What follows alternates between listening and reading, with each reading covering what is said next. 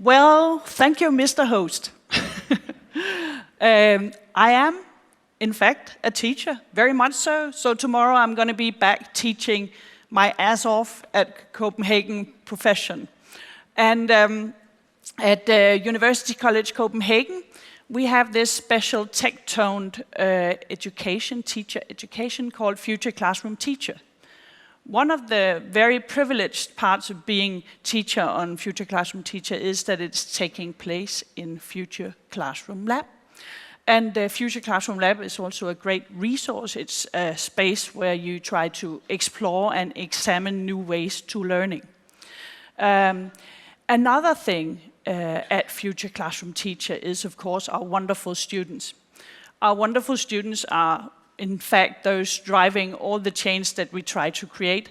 And when Jakob today talked about the democratic teaching approach and democratic school approach, it was very heartwarming to me because this is, of course, the most important goal for me right now at Future Classroom Teacher. So I actually wish they were standing here together with me, and I'm kind of trying to imagine that. That will also make me feel more secure.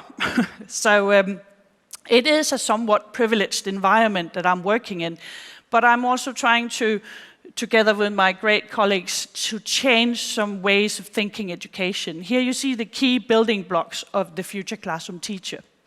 I already talked a bit about learning space, and of course it's a privilege to work in Future Classroom Lab, but really it's a mindset. And we also need to be able to export that mindset into the ordinary classroom. Otherwise, I'll be letting those students of mine being in a really bad position when they need to go out in schools.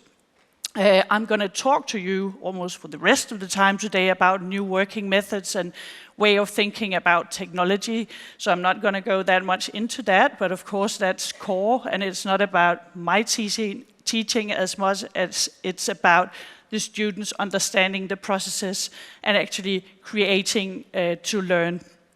And what I'm going to focus on now with our key building blocks are, in fact, the way we try to work with co-creators and co-workers. And I think that in a venue like today, we have sort of that sense of a hive mind. I got probably carried a bit away, but I thought, oh, we are all doing the same. We want the same, that kind of feeling, even though that we come from very different fields of expertise and domains. We are sort of working towards somewhat the same goal. And this is, of course, also interesting to education. How can we become more open to actually work together with companies, with museums, with people thinking about technology in new ways or different ways than ourselves as an education? So that's also very important to us. And then, of course, to me, something that I could talk about for hours, but I'm not talking about that much today, but new exam forms. Because we keep forgetting that. And if we want to change the system, we also should change how we evaluate the students. Otherwise, we'll be putting them once again in a bad spot. We do all kinds of creative stuff and have fun in our teaching, and then they get to write a written exam on 10 pages in an academic form, which is wrong. So we try to change that paradigm by, for example, opening up for other kind of text types. And today you'll see how an escape room actually became an exam object. So a very important issue right there. Of course, we also have some key components when it comes to this, the actual content or the heart of the education. And those components are abductive thinking and, of course, mastering technologies. Otherwise, we wouldn't be able to call ourselves a tech-toned teacher education. But abductive thinking might be very interesting today, where we've been talking so much about what kinds of skills do we need in the future, and how do we actually encompass something that is generic, something that can drive us forward. And to me, abductive thinking is important, very generic. The fact that you're able to think a hypothesis forward. And that actually encompasses different steps, and we try to focus and evaluate these steps together with the students. So thinking abductively will be to be able to imagine things, imagine processes. You could understand why this is important when you stand there as a teacher. What happens? What should happen? What should I do with the students? How do the students react? And then self-efficacy, the fact that we are actually able to drive ourselves through all processes also when we are pressured, somewhat pressured in our situations and in our work with, for example, technology. And last but not least, professional artistry. How do we use all the knowledge we've got in new contexts? How do we transform the knowledge and make it sort of roll forward all the time when we work in different subjects? And then mastering technology. It sounds so, very, I am the master of technology. And it's actually quite the opposite. In the heart of mastering technology to us, we have a wonderful German word, because it's German researchers that found it, and I will not miss out on this opportunity to say it loud, Begreifbarkeit. The fact that you can revitalize the combination between really abstract thoughts and a concrete, sort of graspable experience. Technology actually does that. It sometimes makes you create new language about something you just didn't understand before you had that concrete experience. So Begreifbarkeit for the win. And then model understanding, or sustained learning as it's called, understanding that technology is both on the plus side, a model, a complex model, but also just a model. It is a robot. A robot is still a robot, and it will be in 10 years. It does something which is generic. It's a physical object that reacts on programming. So it's not that we need to know everything about that exact robot in depth as a teacher, but we know the model, and we know how the model works in a professional context. Very important, because people are sort of wondering, how can we know all that about technology, which is constantly changing? I mean, we have not got enough time to be as good in mastering technology as we would like to be. It's difficult, but the model understanding will help us here. And last but not least, what Jinder was talking about, the digital citizenship. How do we make this a common responsibility, a global responsibility, and how do we make the students think that this is something that we need to think across land border, across cultures, and think as something diverse. So, now, to the escape rooms. Yay! I've really been looking forward to share this practice with you. And of course, as a teacher, some of you who are teachers know that it's never done. I mean, there are so many faults and hallelujah for that in my teaching. So you have to take it just like it is. What is an escape room? I think we need to clear that up. An escape room is a puzzle game taking place in a room or a confined space of some sort. It's either about getting out or getting in, which is quite a sort of very graspable thing. Is it a game, is it a play, or an experience? It's difficult to say, because it can actually be all three of them. And sometimes it's mainly an experience, and other times you really feel like you're playing, and other times you feel like it's a game and it's not treating you very well. We have always in escape rooms a narrative. And that is, of course, for me, as a teacher in mother tongue in Danish, very, very important, that we have a narrative driving the room or the contraption forward. You always have an opportunity to explore, and the room is all about exploring. And you know that when you go in there. You know that it's not going to treat you well. And even though you do it, and that's very interesting, also pedagogically, there's always a game master somewhere. It might not be a visible one, it might not even be a human, but it's there, and I'll show you more about that. And then, of course, something that most people might sort of associate with escape rooms, all the riddles, the hints, the enigmas, all kinds of strange ways of communicating and making something really difficult that people have to solve in that room. So that is actually the definition, or our definition, of an escape room. But because I'm kind of model happy, I also created this model for you, which to some extent encompasses our process. with the escape rooms. But at another level, it's also about showing you that it's not only going into an escape room that will create learning, of course. Going into an escape room will create some knowledge. It will make you, as you can see on one side, game literate. You'll be knowing something about the game as a phenomenon and the game as an experience. And they are domains in themselves and also need to be explored. But the real golden nugget of teaching is, of course, on the other side, where we're talking about game mastering. So we need to construct in order to really learn in depth from the escape rooms. So construction is key, and there's a long and complex road in that construction that I'm going to take you through in a minute.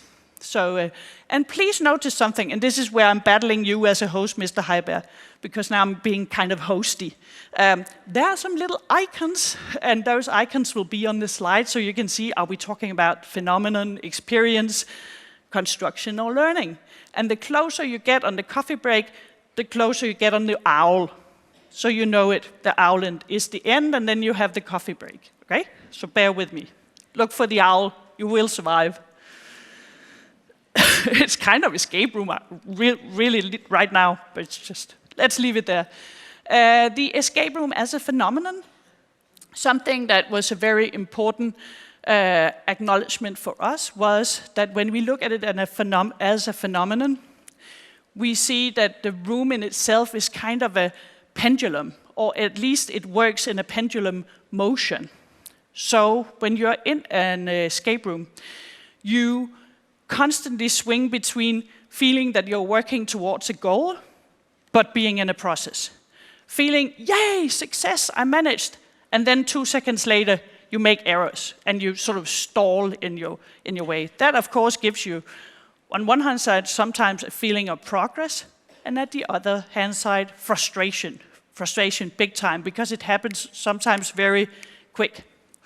And then, of course, as a language person, really important for me, the pendulum motion between the sign and the context. Why is this sign here, and what does it mean in the context? Then, of course, when it comes to the more these things I was talking about before was mainly about the gameplay. Now I'm more talking about game mechanics. We, of course, have very visible rules in the escape room that we can navigate through, but we also have invisible rules that will make the room really difficult for us at some times. And the same with the game master. We've got very clear signs and then covered signs. So it's complex, it's frustrating, but it pushes you forward because you want to solve that riddle. And once again, the most essential balance is between the global understanding of the game. Why am I here? How do I need to solve this? Where am I going with this narrative? And then, of course, the local understanding of the game. I'm doing this little puzzle, but why am I doing it? I'm in this Egyptian tomb, and now I'm doing something with chocolate ice cream. Why? There's a sort of, I need to make it fit. I need to make those two areas fit. So that was when we're looking at it as a phenomenon. Here you have a little video of my students doing one of their escape rooms. I'm going to tell you a little about that later. But we are now moving on to talking about the escape room as an experience. And the important acknowledgements for us in that aspect was that it was very much the affordances, the way that the room was making an impression on us with its expressions that were really important. And it was, of course, also the known concept of immersion. How do we forget ourselves in riddles, in the game itself? How do we make that work? And what is it that makes it so immersive? When my students had their exams, this is where the little sort of hip to exam is coming. They had actually Tobias's project, Playful Learning. They have some ambassadors back at the other teacher educations and pedagogue educations.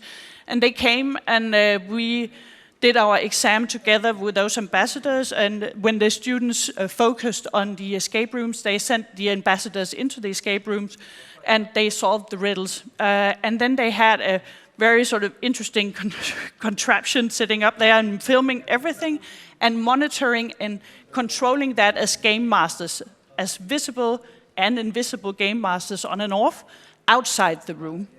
So this was, of course, a really good offset to a later meta-reflection with these ambassadors and in-depth working with theory together with these ambassadors for the students, and also talking about, for example, abductive thinking in that context. So now we're moving on to the golden nugget area, constructing and, of course, learning. The game master section. So when we started constructing those rooms, it became obvious for us that the pendulum was really interesting when we looked at our own experiences, but when we had to construct, it was so difficult because every person going into that room reacts differently, reads science and materials in different ways. So how could we actually work with this and create a room that will give us some sort of idea of navigation of the people being in the room? And the only way to do that was to do 1 million iterations. It was really tough, and sometimes you get so frustrated in that learning process. This is where the self-efficacy comes in. Students need to drive them through such a process because they would know that they would learn something from that process.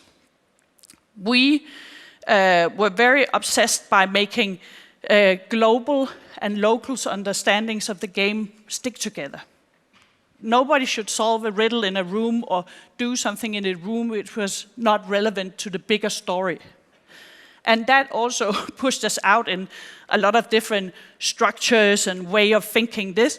And once again, the students got to use cognitive schemes to actually understand what was going on. And in the end, it sort of became clear to us that the room was almost a machine. It sounds strange because we've been talking about machine learning today so much, but in a way, this became a machine of perception. It became something that we studied like under a microscope, and it had its regularities, and it became wiser all the time. So you can imagine that it was quite a freaky experience to have that with a physical resource. Of course, there were also technologies in the room participating in the story, but the room in itself became a technology, a machine of perception. So, basically, what did we learn? Of course, we learned, and you might have already guessed that, a lot about reading comprehension. And once again, as a teacher of mother tongue, ding, ding, ding, ding, thank you, sweet Lord. I mean, saying so many times to the students, everything is a text, and they say, and then they say, but the written. But when we then are in the room and work together, they understand that we read everything like a text in there. Even some shelves became letters, and we were just so focused on making everything a sign. And that is a really, really clear understanding of how modern language theory works. We also became aware of reading strategies, and in the little video I had, you could actually, within 2-3 minutes, see those reading strategies up front. Elaboration strategy, surveillance strategy, all these strategies that your own Borden have been working so much with right there in the escape room. Sorry. I'm going to drink from somebody else's glass now. I don't dare to put it up. Sådan. Courageous. Jinder would be proud. Right. There's also a thing, talked before about the room being a machine. The fact that the abductive thinking and our discussion about the abductive thinking actually became a sort of thin thread into the area called computational thinking. And this is, of course, much more than coding. This is actually a mindset. So what we saw people were doing that they were, first of all, collecting data. They were structuring data. They were creating algorithm, putting that data into context, and in the end, modeling it. and then using it again, professional artistry in a new context. And that happened within that room every 5 minutes. And to be able to say that this is actually computational thinking, but live there in a room, in a narrative, was also a mind-blowing experience for us. The technological mastery was in itself, of course, a part of the escape room, because they had a constraint that they have to think technology in the room, so they had a lot of intriguing ways of working social media into it and using hack boxes and sensors and stuff. But that was really not the biggest find in mastering technology. The biggest find was that the room itself, as I said, was a technology. It just came as a surprise to us, and that's also why it was possible for us to connect it to computational thinking. So it became sort of a connection for us to understand that. And when we do it next time, if we do it next time, we'll probably get some new ideas about how that works. So the owl is here. You're like this close on the coffee break. But before you go, I just wanted to leave you with a little thought, because if we take a helicopter perspective on this whole issue about being trapped in learning, we couldn't help thinking in our process with the escape rooms that it became clear to us that education sometimes in itself is an escape room. That many students, both in higher education and public schools, actually have the same experiences of school being something which is riddled, which is made overly complex on purpose, which is trying to set you up to reach a goal, but then you get lost in the process, which is trying to give you some science, but you don't really understand the science, and you need some materials to understand the science. And I could just go on and on about that, but that was also a piece of the puzzle. So, if we think that education can be an escape room, what do we do to create a great escape room for our students? Do we leave them with not enough iterations to actually learn something from this and have a deep and formal experience of learning? Or are we really not aware of the fact that we are riddling our escape rooms with riddles that the students can't figure out? So that was just my last remark, and enjoy your coffee.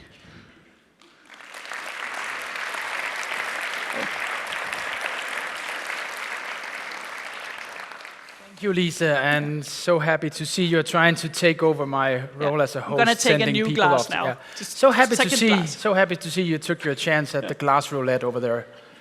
Yeah. Well There's done, one my more friend. here. There's one more here before I go.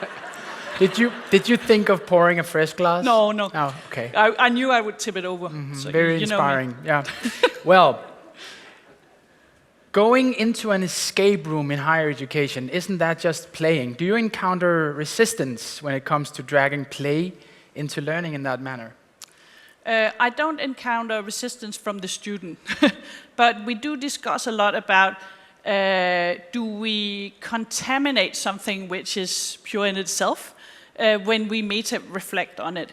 And that is, of course, a concern, because we started off with Fortnite, for example. If you want to take Fortnite into education, how do you do that without contaminating that affinity space, that love that is already there, and that sort of extracurricular atmosphere around that?